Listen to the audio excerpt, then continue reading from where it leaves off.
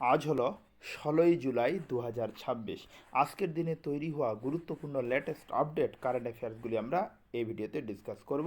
এমনকি প্রতিটি প্রশ্নের উপর ভিত্তি করে ইম্পর্ট্যান্ট ফ্যাক্ট তুলে ধরব।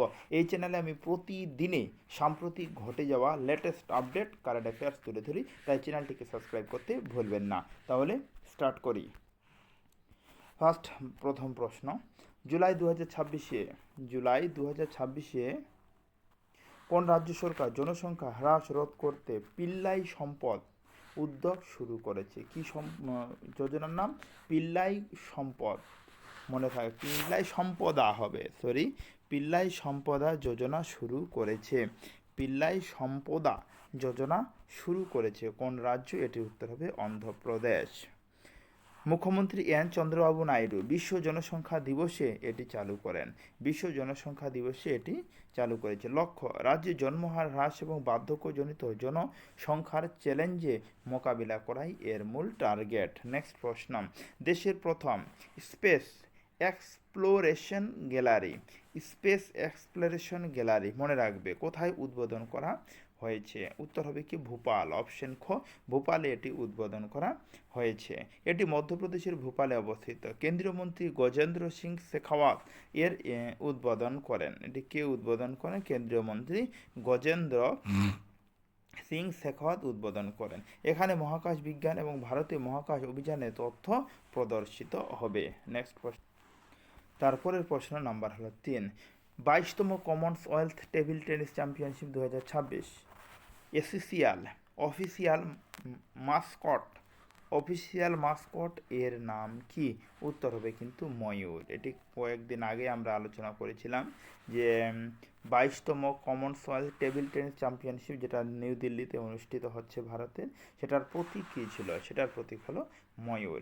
এই চ্যাম্পিয়নশিপটি নয়াদিল্লির ত্যাগরাজ স্টেডিয়ামে অনুষ্ঠিত হবে। কোথায়? ত্যাগরাজ।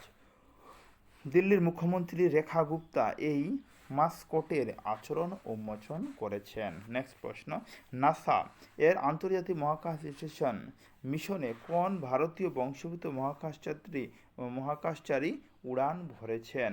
উত্তর হবে অপশন গ, ডক্টর অনিল মেনন। কে উড়ান ভরেছেন? ডক্টর অনিল মেনন। ডক্টর অনিল মেনন একজন ভারতীয় আমেরিকান নাসা মহাকাশচারী। তিনি রাশিয়ার মহাকাশযান সবুজ MS-29 এর মাধ্যমে মহাকাশে গেছেন। এই মিশনটি 8 মাসের। কয় মাসের জন্য এই মিশনটি? 8 মাসের জন্য। নেক্সট প্রশ্ন, তারপরের প্রশ্ন নাম্বার 5। ভারতের প্রথম সরকারি কৃত্রিম বুদ্ধিমত্তা বা AI বিশ্ববিদ্যালয় কোথায় ঘোষণা করা হয়েছে? AI বিশ্ববিদ্যালয়। উত্তর হবে কি কর্ণাটক। কর্ণাটকে ভারতের প্রথম AI বিশ্ববিদ্যালয় স্থাপনের ঘোষণা করা হয়েছে।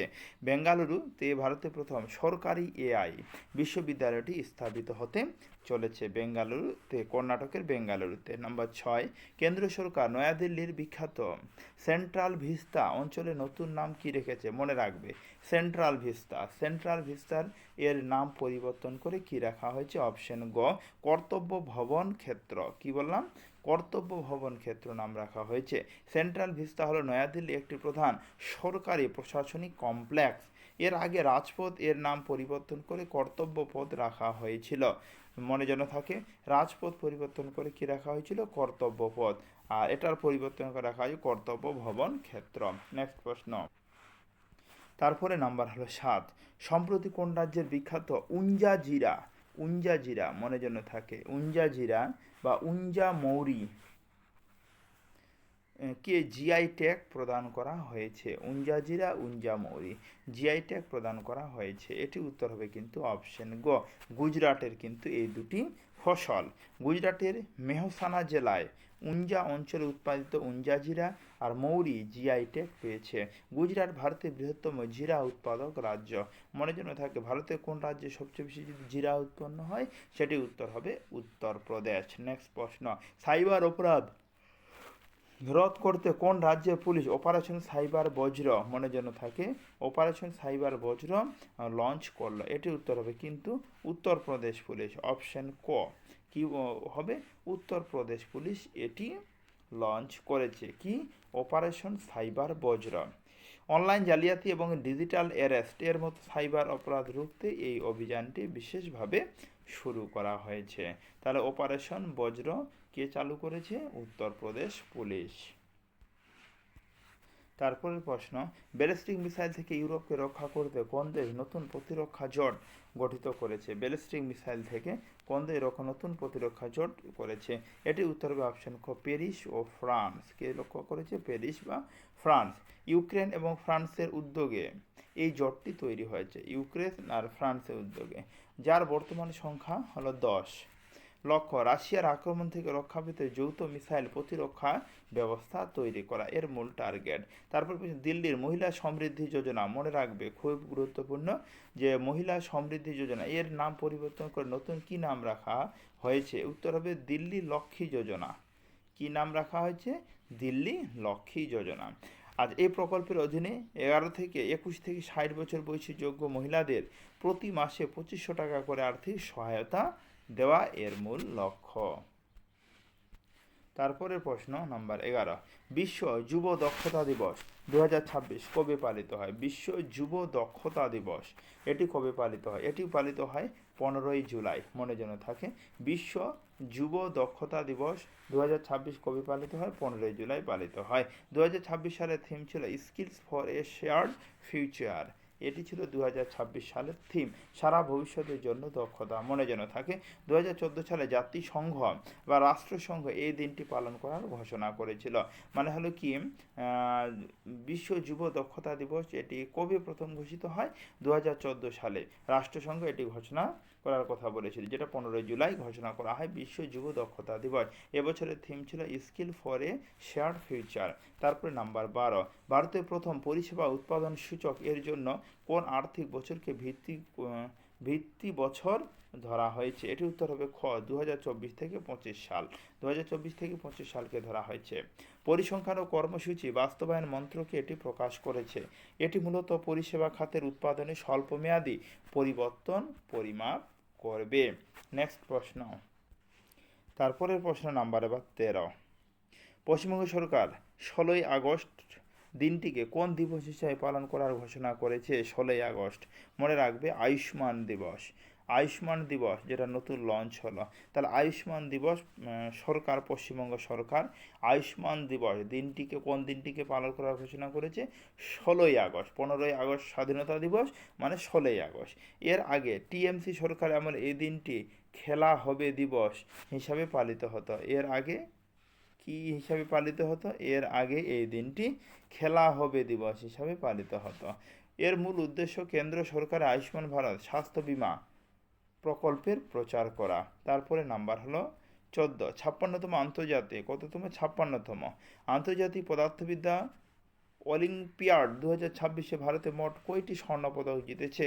উত্তর হবে ভারতে মোট 5টি স্বর্ণপদক জিতেছে। এটি কলম্বিয়ার বোকারামাঙ্গায় অনুষ্ঠিত হয়। এটি কলম্বিয়ার কথা, বোকারামাঙ্গায়। ভারতে 5 জন প্রতিযোগিতায় গোল্ড মেডেল জিতেছে। ভারত বিশ্বস্তরে যৌথভাবে প্রথম স্থান অধিকার করেছে। নেক্সট প্রশ্ন, তারপরের প্রশ্ন নাম্বার 15, WDMMA এর গ্লোবাল এয়ার পাওয়ার র্যাঙ্কিং অনুযায়ী ভারতের বায়ুসেনা বিশ্বে কততম স্থান অধিকার করেছে? ভারতের বায়ুসেনা, এটি উত্তর হবে বিশ্বে 3য় নম্বর স্থান অধিকার করে। এই তালিকায় প্রথম স্থানে রয়েছে কে? আমেরিকার সেনাবাহিনী। এবং দ্বিতীয় স্থানে রয়েছে কে? রাশিয়া। চীনের বায়ুসেনা 5ম স্থানে রয়েছে, আর আমাদের দেশের বায়ুসেনা 3য় স্থানে রয়েছে। 16 নম্বর প্রশ্ন, ভারত ও কোন দেশের মধ্যে ঐতিহাসিক comprehensive economic and trade agreement বা CETA আনুষ্ঠানিক কান্দরে কার্যকর হয়েছে? এটি উত্তর হবে অপশন ঘ, ব্রিটেন বা ইউকে। এটি একটি ঐতিহাসিক মুক্ত বাণিজ্য চুক্তি। এর ফলে ভারতীয় রপ্তানি পণ্যের 99.5% ওপর ব্রিটেন আমদানি সম্পূর্ণ শুল্ক সম্পূর্ণ তুলে নেবে। নেক্সট প্রশ্ন নাম্বার এবার 17, উপরাষ্ট্রপতি CP Radhakrishnan the voice of justice, justice Gavai speaks নামক বইটির উন্মোচন করেছেন। এই বইটির সম্পাদক কে? মনে যেন থাকে। উত্তর হবে অপশন খ, প্রফেসর এস শিবকুমার। এই বইটির সম্পাদক কে? Professor S Shivakumar. এই বইটি সুপ্রিম কোর্ট কোর্টের প্রবীণ বিচারপতি B.R. গাভাই এর ঐতিহাসিক রায় এবং বক্তৃতায় এটি সংগ্রহ। বক্তৃতায় কি এটি সংগ্রহ। তারপরে প্রশ্ন নাম্বার 18, ইংল্যান্ডের ঐতিহাসিক লর্ডস ক্রিকেট ময়দানে কি লর্ডস ক্রিকেট ময়দানে টেস্ট সেঞ্চুরি করা বিশ্বের প্রথম মহিলা ক্রিকেটার কে হয়েছেন? উত্তর হবে অপশন গ, জস্তিকা ভাটিয়া হয়েছে বিশ্বের প্রথম ক্রিকেটার মহিলা। জস্তিকা ভাটিয়া ইংল্যান্ডের বিরুদ্ধে 145 বলে এই ঐতিহাসিক শতরান করেন। লর্ডস ক্রিকেট ময়দানকে ক্রিকেটের মক্কা বলা হয়। মনে রাখ, ক্রিকেটের মক্কা কাকে বলে? এখান থেকে আরেকটা প্রশ্ন জানতে পারলাম। লর্ডস ক্রিকেট ময়দান, লর্ডস ক্রিকেট ময়দানকে ক্রিকেটের মক্কা বলা হয়। এই ছিল আজকের বাছাই করা হলো মোট 18টি কারেন্ট অ্যাফেয়ার যা বিভিন্ন চাকরি পরীক্ষার জন্য গুরুত্বপূর্ণ। আজকে অবধি কোথাও হচ্ছে, এরপরে ভিডিওতে। ধন্যবাদ।